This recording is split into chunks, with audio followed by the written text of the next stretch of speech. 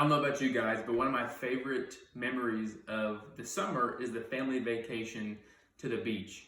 Each year when we would go, it would always start off the same way, right? My dad is simply the driver, right? He is the guy who gets us to vacation, sunglasses and a Diet Coke, and he is good for 7 hours sitting behind the wheel.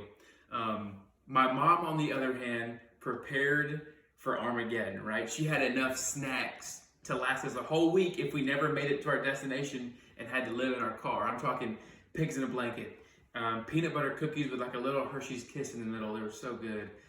Peanut butter filled pretzels. I love peanut butter. I still do. But she had what seemed like weeks worth of snacks for like a 7 hour drive, right?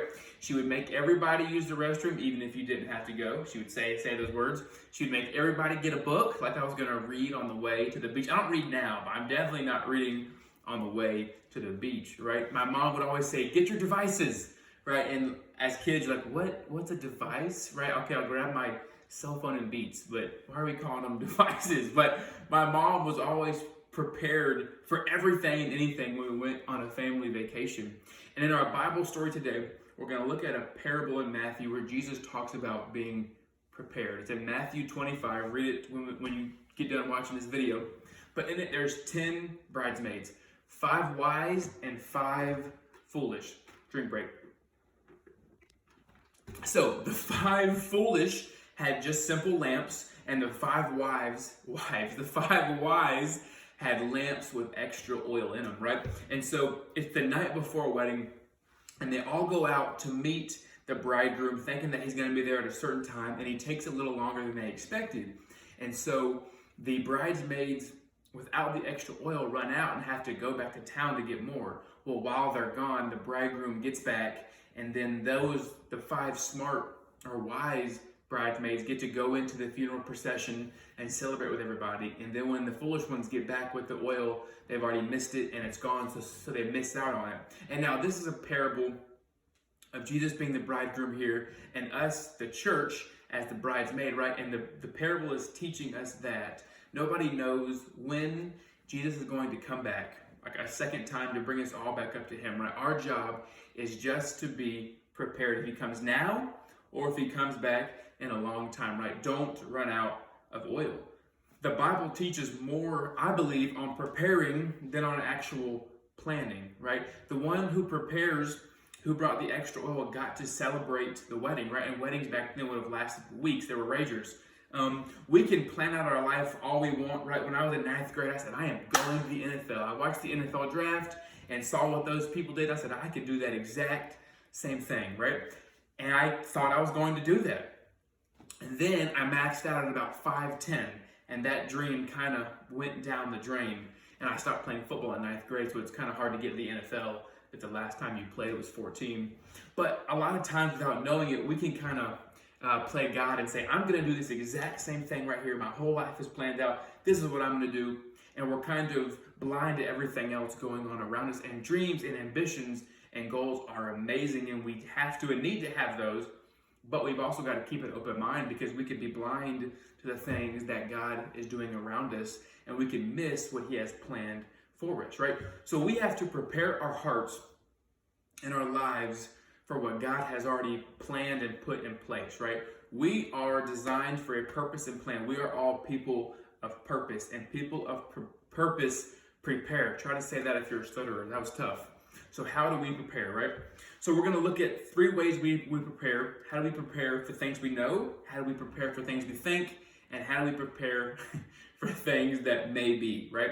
And we know that as children of God, our verse last week was Ephesians 2:10, and it just says this right here: we are prepared for good works that God created for us to do in advance. That was paraphrased, so don't go look it up word for word. But we are here to glorify him and bring him light in this world by doing good works, right? The only way to do this well is to begin each day, or to begin our days with a moment with him, right? And it doesn't have to be in the morning, it can be in the evening, but I love to start off my day with quiet time with the Lord, so I can align myself with the Creator who's already planned and put things in order in my life and appointed them, so I can step into that. It's hard to know it's hard to do what you're supposed to do if you don't know what you're supposed to do, right? And a lot of times, if I'm just working on Will's strength and Will's wisdom, which is not very, very much, I'm spinning my wheels and going the wrong way, right? So I need to start every day, even if it's just 10 minutes, right, with the Creator to align myself to His will. So I would say a couple hints for this: pick a quiet spot,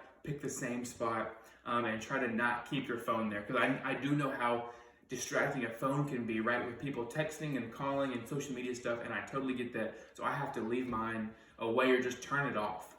So this is my spot in our new house right here. We're in our front living room right now. I like it because there's a pretty big window so I can see the creation as I'm talking with the Creator. That kind of helps me out a little bit. But pick a spot, maybe at your house, it's a prayer closet or a back porch or the foot of your bed, whatever it is. Just pick a spot and commit to meeting God there every day as you begin your day, so you can walk and align yourself with Him. So how do we prepare for what we think is going to happen, right, is a little bit tougher than what we know for sure. We know for sure we're created for good works, and we align ourselves with Him, and we can do those things, right? Preparing for what you think is going to happen is a little bit harder, since nothing on this side of heaven is for sure, right? Life changes all the time. If you could have guessed that 6 months ago we were going to have a pandemic and wouldn't have gone to Passion Camp, you would have made a lot of money. So whatever it comes to, whatever you think you're called to do, whatever you like, whatever your passions is, and whatever problems in the world that your heart is just pulled to fix, do that fervently and do that diligently with passion, right? And if you're not doing the right thing, God will let you know. But going back to the beginning, we just have to keep our eyes open to how God is moving, right? If you think you're called to teach with love and energy and passion, right? If you think you're called to coach, right, or even being like a politician field or whatever it is, do it with passion and lead with love to bring others to Christ around you, right? Helena and I have been so blessed to be able to do house church for the past couple of years with you guys. It's been amazing to seek God and really watch Him work in our lives and your lives. And if you can't tell, we are in the middle of moving. This is really the only clean room, so that's why we did it in here. And there were a lot of great memories at the other house, but we are truly looking forward to what God is going to do here in this house, because that's what we want this house to be, a place where people meet and experience the love of God. When we picked out this house, we had a couple requirements, right? Obviously, walk-in refrigerator, elevator, indoor pool, right? Things like that we had to have.